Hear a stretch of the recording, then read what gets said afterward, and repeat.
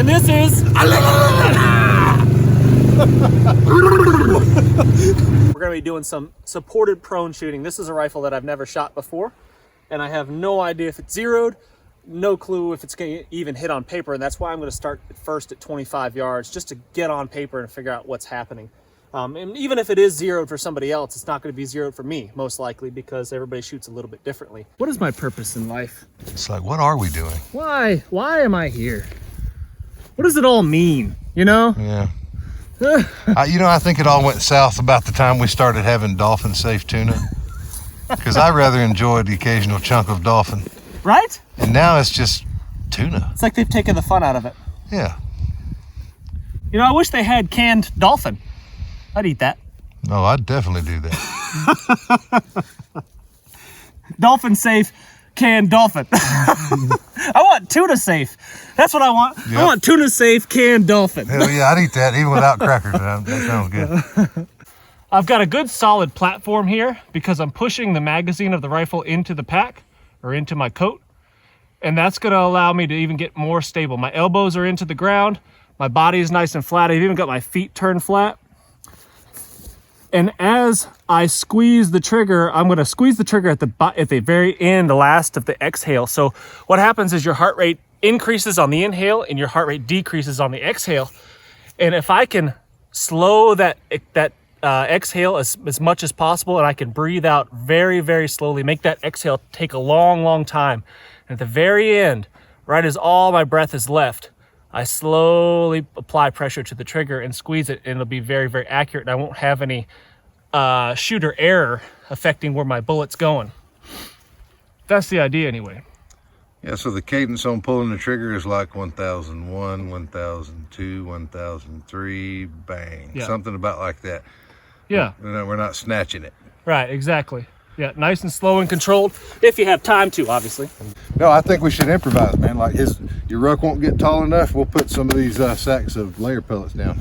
Roger that. Let's do it. I think at least 2 bags of scratch and pellets. It's definitely a 2-bag situation. 2-bag situation. That's more gooder. That's why I always carry 2 to 3 bags of feed with me everywhere I go. Right. You never know. It's part of your EDC. Yeah, might have to pour water on that shit and eat it like cereal. You never can tell. You never know.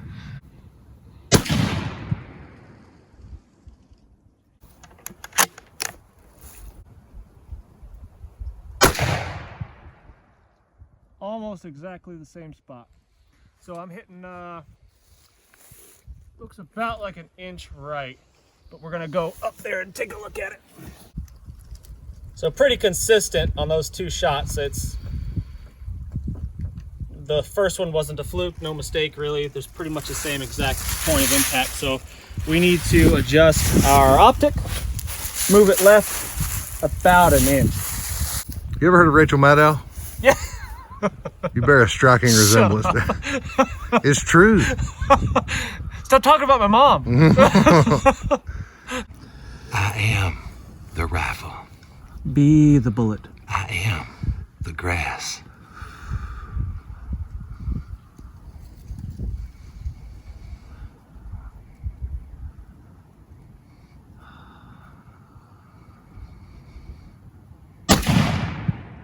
I mean, we overshot our clicks. Yeah. I'd roll it back to about 8. Let's go about half. Yeah. Go back to 8 from your original position. Maybe my math was wrong.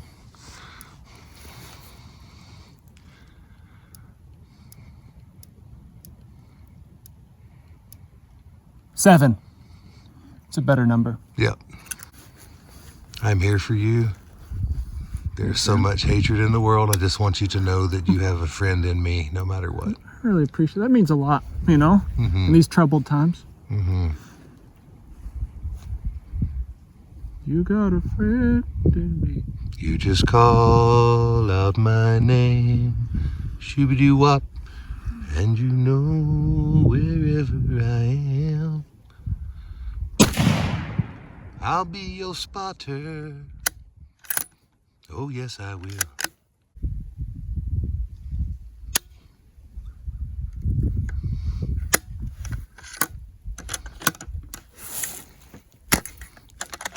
Interesting. Failure to feed. Feed ain't. I might have bumped the magazine on the support. Right. I didn't flinch though. Did you notice that? No, it was perfect. I teared up a little. That was beautiful. A lot of people have a hard time finding targets through optics, through scopes. Mm-hmm. I think most of the trouble comes from people trying to shoot with one eye. Yeah. One eye open. I find it pretty easy. I've never had a problem because I always shoot with 2 eyes open. 2 eyes open. Well, both eyes open. I've only got 2 eyes. Guess that makes sense. Well, you have your third eye. That's true. And then there's your crown Metaphysical chakra. presence.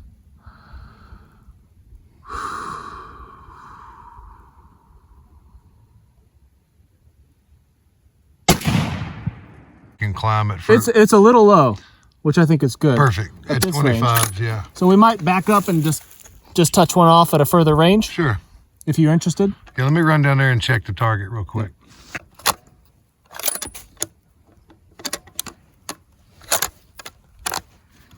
So this was the first correction, was we over clicked the optic, and I moved it back gradually, and this was my 2 shots here. I'd like those to be a little bit closer, but that tells me that I'm pretty close, within reason, of being zeroed. I'm going to back it up and just confirm at a further range.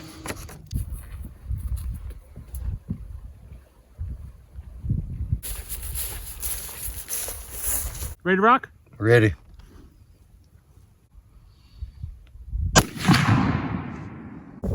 A hair low and left. Just on the edge of your triangle there. Let's confirm. Low is good. The left we should adjust out. Could have been me though. Could have been me. Cheek weld on this rifle is not ideal. I like to have it right about there so I can kind of squish my cheek up against my cheekbone.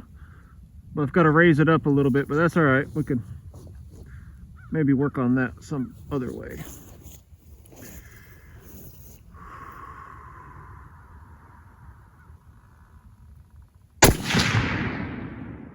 Both shots were exactly the same elevation. A little bit left, a little bit right, both shots. So I'm gonna raise my sight up a 1/2 inch, so that's 2 clicks at 100. And then just confirm with a single shot. If this next shot lands right where I want it to go, then I'm gonna call that good enough, zeroed. I pulled that one, I felt it. Fire again.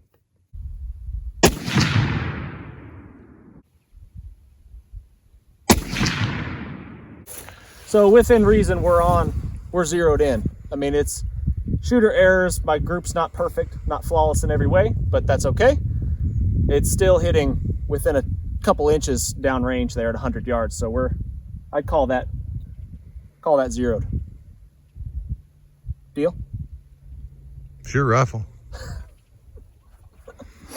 Yeah, I mean, it's for me. You know, people can't get carried away with zeroing and marksmanship altogether. Dead is dead. Yeah. Yeah. Like, you know, it's still dead. Yeah. I mean, Quarter-inch group or 1.25 group. Yeah. Dead is still dead. Still dead. Yeah. Yeah, and this is the first time I've shot this rifle. With some practice, I could probably get it squeezed down a little tighter. I don't even know what this rifle's capable of doing. So, well, any shot you've taken thus far would have been lethal. Yeah. It would have put a deer down, no problem. Absolutely. Yeah, without question. No, even before I even started messing with anything. Yep. It would have worked. Now you're just more precise. Yeah. Which is good. Yep. I'm not really into guns.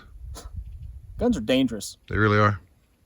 Guns hurt people. I'm into visualizing peace and tranquility. I really am, dude. I don't even really hunt. Yeah. You know, I guess if I really needed it, if it was justified by sincere need, I'd be more into hunting and stuff. Yeah. I don't even eat a lot of meat lately since I've been doing all the gardening. You know, I've been chomping on veggies. This shows you've leaned up. Yeah. Your complexion's beautiful. Well, I've been doing this. I got this DVD. It's like a at-home pole dancing workout you can do, and I've been doing that. It's really a burner. Yeah. Yeah, it is. Now, I've got this rifle that's in my arsenal zeroed in. So is that going to be your new go-to for deer? I think this is going to be next year's deer rifle. Yeah, this year I don't know. You know, I go back and forth. I've kind of simplified my life a little bit, and I like shotguns, as anybody can tell you. And I use my Mossberg 500 for just about everything, and it works really, really well.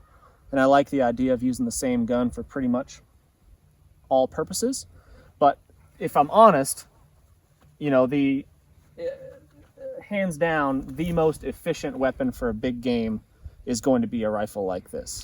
You know what would be fun to do is stretch this thing out. We don't have the lay of the land to do that here, but stretch that thing out to 300, 400, 500 and see what happens. Yeah, I'd like to do it. And this is not, you know, a sniper rifle. It's not set up for anything. Like, this is a deer rifle, a hunting rifle, and that's all it is.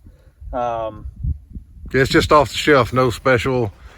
Yeah, not an amazing optic or anything like that. It's just you know, more of probably a mid-grade budget type optic, and a mid-grade budget type shooter behind it. So I think they match up pretty well.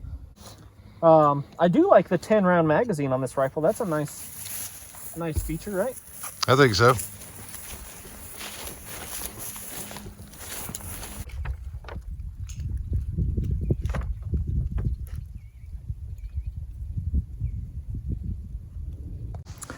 So I'm putting probably 1.5 inch group, something like that, on my final 2 shots, and I'm pleased with that. I think the rifle is probably capable of about 1 inch group, and the rest, that other 1/2 inch, is just user error, and that's to be expected.